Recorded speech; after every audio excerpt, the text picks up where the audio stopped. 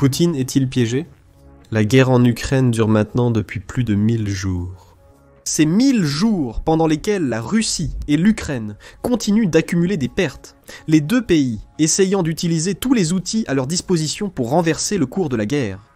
Pour l'Ukraine, cela représentait plus de 230 milliards de dollars d'aide financière et militaire de la part de l'OTAN et de ses alliés mondiaux.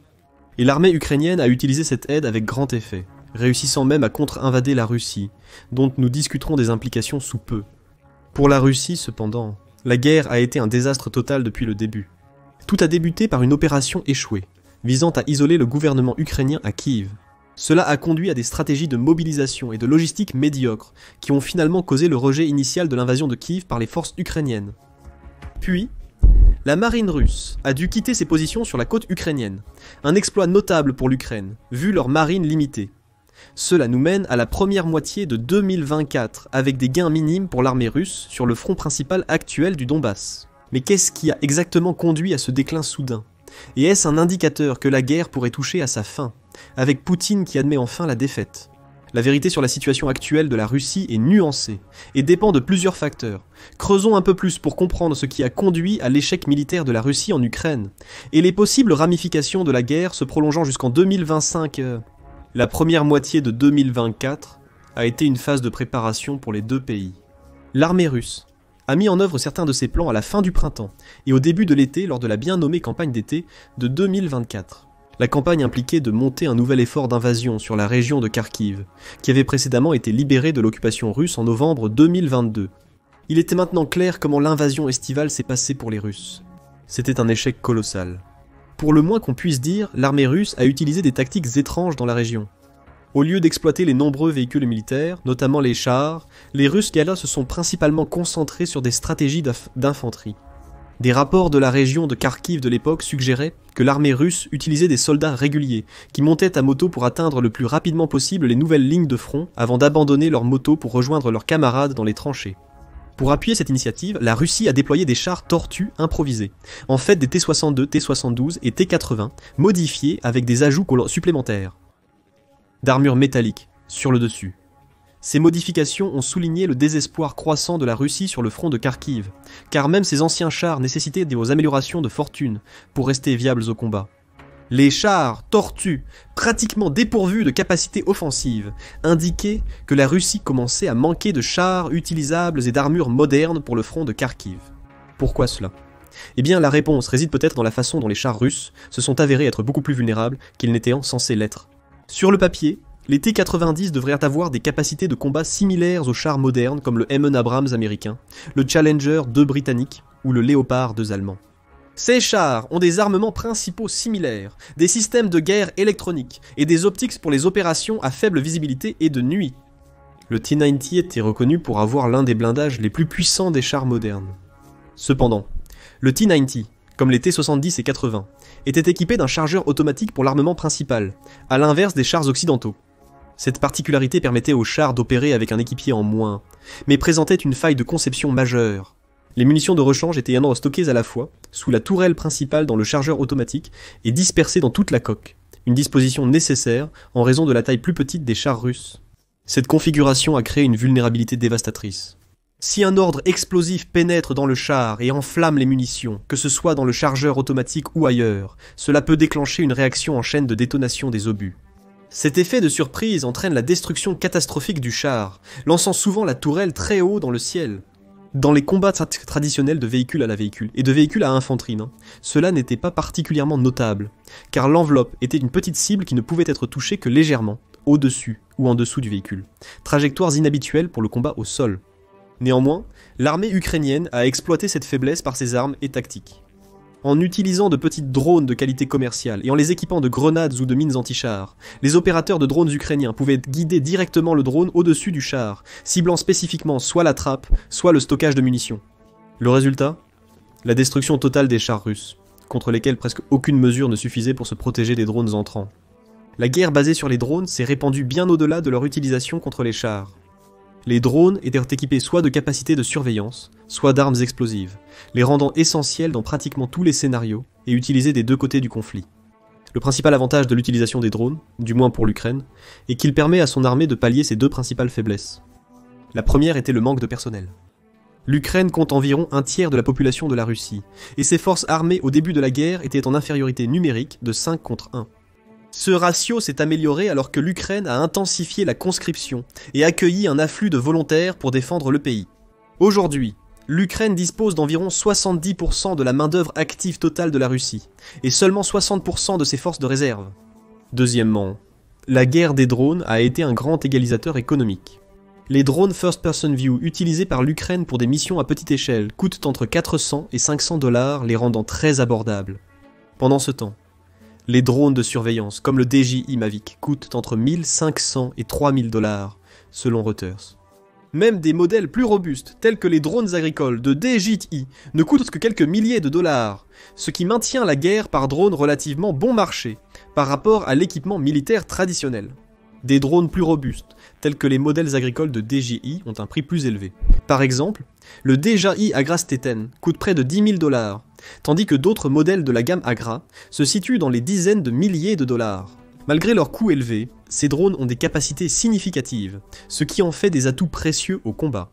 Combinés avec les munitions et modifications nécessaires pour une configuration militaire, comme l'extension de portée, l'Ukraine pourrait déployer un drone anti-char à usage unique pour seulement 15 000 $. Comparez cela au coût du char moyen, qui varie de 2 à 4 millions, et vous pouvez voir pourquoi investir dans les drones peut être lucratif.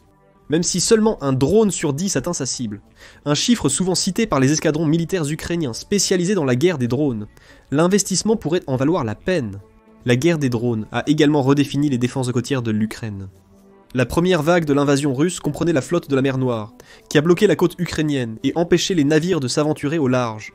Cela a entraîné le réacheminement du commerce maritime de l'Ukraine, soit en longeant les eaux côtières, en se déplaçant le long de l'Ukraine, de la Roumanie et de la Bulgarie, soit en transportant les marchandises par voie terrestre jusqu'en Roumanie, et en utilisant son port pour envoyer des navires à travers le Bosphore. L'augmentation de la longueur et de la logistique a fait grimper les prix mondiaux du grain, l'Ukraine étant le 7e plus grand exportateur de blé au monde, quelle que soit l'option choisie. En avril 2022, les Ukrainiens ont triomphé en localisant et en attaquant le Moskva, navire amiral de la flotte russe de la mer Noire, avec des missiles anti-navires côtiers. Mais le véritable coup de théâtre est venu avec les drones, modifiés pour la guerre en mer. L'Ukraine a porté la guerre des drones à un nouveau niveau, en utilisant des drones côtiers comme le Sea Baby et le Magura 5.5 pour cibler les navires russes. Les drones de surface ont forcé la flotte de la mer Noire à se retirer loin des côtes ukrainiennes suite à des raids nocturnes. La plupart de la flotte a été transférée à Novorossiysk, rendant Sébastopol quasi inopérant suite aux nombreuses frappes de missiles call longue portée. Cela a fortement réduit la puissance navale russe dans la région. En 2024, la guerre des drones en Ukraine s'est intensifiée, provoquant d'importantes pertes d'équipements russes difficiles à remplacer pour Moscou. Des rapports d'agences d'État russes, comme Agence de presse télégraphique de l'Union soviétique et Information russe anonyme Novosti, affirment que la Russie a déployé ses chars expérimentaux, T-14 Armata, une modernisation du T-90, sur le champ de bataille. Cependant, selon le National Interest et d'autres sources, les T-14 n'ont jamais été déployés en raison de leur coût élevé et de leur inefficacité comparée aux T-90. Même déployés, les T-14 auraient probablement fait face aux mêmes défis que les autres équipements russes. Les tactiques de drones ukrainiens à longue portée et les attaques fréquentes rendaient trop risqué le déploiement d'actifs coûteux. La capacité de l'Ukraine à produire et à lancer des drones quotidiennement a créé une menace constante et rentable que la Russie a eu du mal à contrer. Les pertes russes ont culminé en août 2024 quand l'Ukraine a réalisé l'impensable. Ils ont occupé le territoire russe.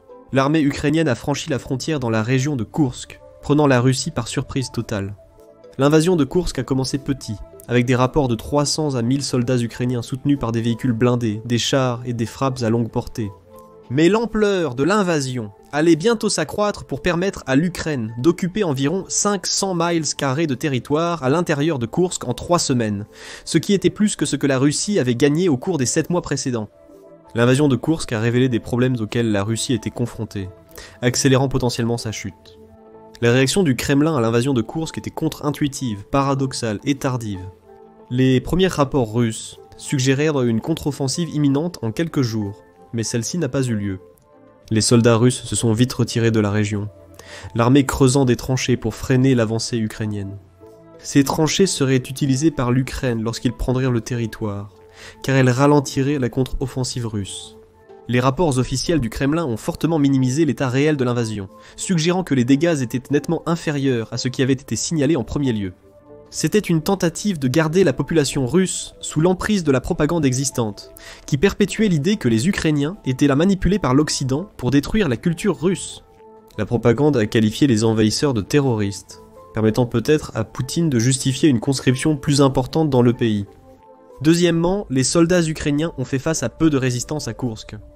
Contrairement aux soldats contractuels en première ligne, la plupart des troupes stationnées autour de l'Ukraine semblaient être des conscrits effectuant leur service militaire obligatoire. Selon un rapport préliminaire, l'Ukraine a capturé environ 600 hommes durant les 3 premières semaines de l'invasion, dont 80% étaient des conscrits parmi les prisonniers de guerre traités. Des entretiens avec les prisonniers ont révélé que certains conscrits n'avaient reçu que quelques semaines de formation avant leur déploiement. La disparité significative entre l'utilisation de conscrits et de soldats sous contrat indiquait que la Russie essayait déjà de réduire ses coûts autant que possible.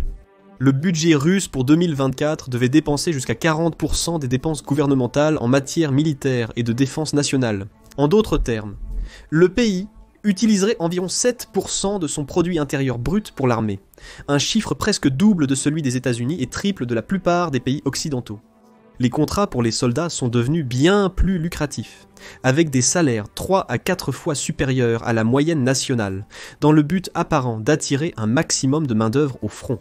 Et pourtant, alors que le nombre de soldats contractuels russes a grimpé en flèche en 2023 et 2024, le nombre réel de troupes n'a pas augmenté. Selon Riddle, un média russe indépendant qui a compilé le nombre de nouveaux contrats signés tout au long de 2023, les chiffres rapportés par les autorités russes sont nettement plus gonflés que la réalité ne le suggère. Sur les 490 000 contrats en 2023, Riddle estime que seulement 150 000 à 200 000 d'entre eux indiquent de nouvelles troupes réelles que la Russie pourrait utiliser. La disparité a été attribuée aux contrats nettement plus courts que l'armée a commencé à proposer en 2022, généralement à des prisonniers ou à des soldats sortant du service militaire obligatoire. Avec un contrat qui ne durait que 3 à 6 mois, un seul soldat pouvait renouveler son contrat plusieurs fois, chacun étant compté séparément dans les statistiques officielles. L'autre raison, bien plus cruciale, expliquant la croissance limitée de l'armée russe, est plus inquiétante. Le pays perd des troupes à un rythme alarmant. Le renseignement militaire britannique a suggéré que la Russie a subi jusqu'à 700 000 pertes militaires à la fin d'octobre 2024. Cela inclut à la fois les décès et les blessures qui empêcheraient un futur service militaire. Selon Mediazona, Medusa et la British Broadcasting Corporation de Russie, environ 70 000 décès ont été confirmés fin septembre 2024 parmi ceux-ci. Cependant, le rapport de la British Broadcasting Corporation suggère que le nombre réel de décès devrait être nettement plus élevé, en raison d'un manque de transparence dans la déclaration des décès dans l'armée. Le pire pour Poutine est que les pertes russes s'accélèrent encore. Septembre 2024 a été considéré comme le mois le plus meurtrier de la guerre, jusqu'à ce point. Le 5e mois consécutif où le taux de perte quotidienne n'est jamais descendu en dessous de 1000 troupes. Mais octobre a battu ce record, avec des pertes s'atteignant près de 1400 par jour tout au long du mois. Le renseignement ukrainien a suggéré qu'en tout, la Russie a perdu plus de 40 000 soldats rien qu'en octobre, et novembre 2024 semble avoir suivi la même tendance, avec des taux de perte oscillant entre 1500 et 1700 par jour. En septembre 2024, le nombre total estimé de victimes avoisinait les 640 000, mais si la tendance mensuelle se poursuit, on pourrait s'attendre à ce que la Russie atteigne le millionième victime relativement tôt, en 2025. En d'autres termes, la Russie ne peut pas recruter plus de soldats à temps pour renouveler ses rangs. Les soldats sous contrat ont de moins en moins de temps d'entraînement avant d'être déployés au front. Le manque de chars et de véhicules de protection, combiné à d'autres facteurs, explique probablement la hausse du taux de perte russe. Plus il y a de soldats qui meurent, plus il en faut pour les remplacer. Le hachoir à viande dans le Donbass ne cesse de broyer des virus. L'invasion de Koursk a conduit Poutine à adopter des mesures sévères et assez désespérées pour maintenir l'image d'une armée russe capable de surpasser l'Ukraine. La première mesure est venue avec les fréquentes menaces nucléaires de la Russie autour de la guerre. La politique de défense nucléaire de la Russie a évolué quant aux circonstances, justifiant l'utilisation de son arsenal pour défendre son territoire. Avant la guerre, la politique de la Russie visait à dissuader les autres puissances nucléaires, comme les États-Unis ou la Chine, d'entrer en conflit direct avec elle. Depuis le début de la guerre, Poutine a menacé de recourir aux armes nucléaires chaque fois que l'OTAN suggérait de livrer des armements plus sophistiqués à l'Ukraine. Des menaces similaires ont retardé les livraisons d'armes à longue portée avancée, notamment des missiles qui pourraient cibler des infrastructures russes cruciales près de Moscou. Lors de l'invasion de Koursk, une ligne rouge a été franchie. L'Ukraine a pu pénétrer en territoire russe et débuter sa propre tentative d'occupation. Malgré cela, Poutine n'a pas eu recours à une réponse nucléaire à ce moment-là. Suite à la catastrophe de Koursk, l'OTAN a adopté une position plus offensive envers la Russie, ses chefs militaires souhaitant permettre à l'Ukraine d'utiliser des missiles à longue portée pour viser les installations militaires et infrastructures russes. Jusqu'en novembre, c'était l'une des rares restrictions imposées par les États-Unis sur les armes fournies à l'Ukraine. Fin novembre, l'administration du président sortant Joe Biden a approuvé l'utilisation par l'Ukraine des missiles à longue portée d'Atacom, transférés en avril 2024 sur le territoire russe. L'approbation implique que les armes seront utilisées à Koursk, au moins pour le moment, l'Ukraine utilisant les missiles pour couper le ravitaillement des forces russes dans la contre-offensive en cours, dont nous parlerons bientôt. Cela va à l'encontre des avertissements de Poutine d'utiliser des missiles nucléaires si l'Ukraine employait des missiles conventionnels en Russie. Mais avec les nombreux avertissements nucléaires de Poutine ces derniers temps, sans réelle réponse, l'OTAN pourrait être prête à prendre ce risque. La décision d'autoriser Atacms est due au fait que l'Ukraine a déjà des options significatives de longue portée dans son industrie de drones kamikazes. Depuis septembre, l'Ukraine a lancé des attaques de drones dévastatrices au cœur du territoire russe, dont l'une des plus importantes le 10 septembre utilisant plus de 140 drones qui ont atteint Moscou, la capitale russe. La Russie a aussi tenté de regagner du prestige en essayant de reprendre Koursk. Cette fois, les conscrits ne suffiraient pas, alors Poutine a sollicité l'un de ses rares alliés, la Corée du Nord. À la mi-octobre, des rapports des services de renseignement sud-coréens ont commencé à évoquer le transfert de milliers de soldats nord-coréens en Russie. Le premier rapport indiquait qu'environ 3000 personnes migraient vers l'extrême-orient russe. Ces rapports ont été corroborés quelques jours plus tard par les services de renseignement ukrainiens, suggérant que jusqu'à 10 000 soldats étaient transférés directement dans les régions de Koursk et de Belgorod, les deux régions où l'Ukraine a lancé des offensives terrestres. La présence de Nord-Coréens en Russie a été l'une des principales escalades de la guerre, car elle constituait une implication directe d'une armée tierce au-delà de l'aide et du service bénévole. Les médias ukrainiens ont suggéré que la Corée du Nord pourrait envoyer jusqu'à 12 000 troupes en première vague vers la Russie. La Russie a utilisé la région de Koursk pour prouver que son territoire a été menacé, et justifie cela par un pacte de défense signé avec la Corée du Nord en juin dernier, pour autoriser l'entrée des troupes nord-coréennes sur son territoire. L'implication de ces troupes nord-coréennes à Koursk est assez évidente. Poutine les utilisera pour renforcer le nombre de troupes. Le pacte de défense, aussi ambigu que la politique de dissuasion nucléaire russe, laisse supposer que les troupes nord-coréennes ne pourraient être déployées qu'en Russie. Cependant, il est impossible de dire si Poutine prévoit de respecter cette restriction à long terme. Les troupes nord-coréennes affrontent déjà les soldats ukrainiens à Koursk, dans le cadre de la contre-offensive russe, lancée en septembre. Des rapports d'un général de division russe suggèrent qu'à la mi-octobre, la Russie avait repris environ 50% du territoire. Cependant, selon de nouveaux rapports du ministère de la Défense ukrainien, la Russie n'a repris que 40% du territoire occupé. La plupart des forces nord-coréennes sont encore en formation et, selon les renseignements ukrainiens, pourraient ne pas être très utiles pour la Russie. Cela est dû au fait que les troupes ont nettement moins de formation dans les types de guerre répandus sur le front Ukraine-Russie et qu'elles parlent une langue totalement différente. La dernière fois que la Corée du Nord était en conflit actif remonte à 1953 lorsque la guerre de Corée s'est enlisée et que la zone démilitarisée coréenne fut établie. De plus, la Corée du Nord a reçu une grande partie de son matériel militaire de l'ancienne Union soviétique, rendant probablement son industrie militaire obsolète de plusieurs décennies à certains égards. De plus, les rapports des transfuges nord-coréens qui étaient dans l'armée suggèrent que les soldats manquent, généralement, de formation et de nutrition adéquate, ce qui les rend inefficaces dans la guerre réelle. La contre-offensive russe à Koursk a deux objectifs. Premièrement, en reprenant Koursk, Poutine veut montrer que la Russie est en train de gagner la guerre, car le fait que l'Ukraine détienne un territoire russe lui donnerait un avantage dans d'éventuelles négociations de paix. Deuxièmement, en utilisant des soldats nord-coréens plutôt que des forces locales, l'armée russe peut se concentrer sur le front principal à Donbass, où l'activité s'intensifie chaque jour. Les pertes significatives que la Russie subit l'empêcheront de maintenir l'avantage dans le conflit, du moins pour l'instant. La Russie a recours à des missiles polonois longue portée et des attaques de drones, y compris un missile balistique à portée intermédiaire de 3400 miles, pour frapper plus profondément l'armée ukrainienne et les complexes civils, ce qui prouve cette affirmation. La Russie compense ses pertes humaines grâce à sa supériorité en artillerie, renforcée par la livraison de plus de 8 millions d'obus d'artillerie nord-coréens, d'ici fin 2024. Cependant, la présence continue des Nord-Coréens sur le front devrait aliéner l'un des plus grands alliés de la Russie, la Chine.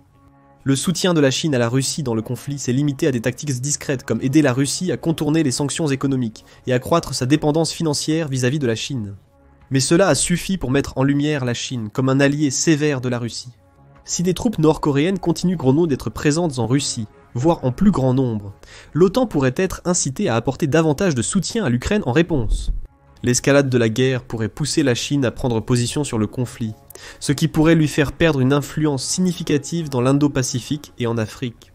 Ces territoires sont ceux avec lesquels la Chine espère établir des relations commerciales favorables, donc les exclure pourrait être une perte sévère de potentiel pour l'industrie chinoise en manque de ressources. Et avec l'ancien président Donald Trump maintenant, inauguré en tant que 47e président des États-Unis, l'accent a été mis sur la manière dont son administration abordera le conflit en cours en Ukraine. Dans ces derniers jours, l'administration Biden s'est efforcée d'approuver un maximum d'aide à l'Ukraine, anticipant l'incertitude de la politique de Trump envers la Russie et l'Ukraine. Poutine est sous pression.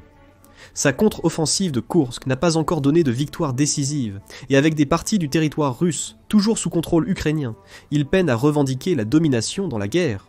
Compte tenu de ces dynamiques, Poutine peut considérer la présidence de Trump comme une opportunité de mettre fin à la guerre dans des conditions favorables à la Russie. Cependant, l'approche réelle de Trump à l'égard du conflit reste incertaine. Selon vous, quelles seraient les conséquences d'un éventuel retour de Trump à la Maison-Blanche sur les plans ukrainiens ? Merci d'avoir regardé, et laissez vos commentaires ci-dessous. C'est maintenant officiel, c'est fini pour la Russie. Le pire mois de tous les temps. Ou cliquez plutôt sur cette autre vidéo.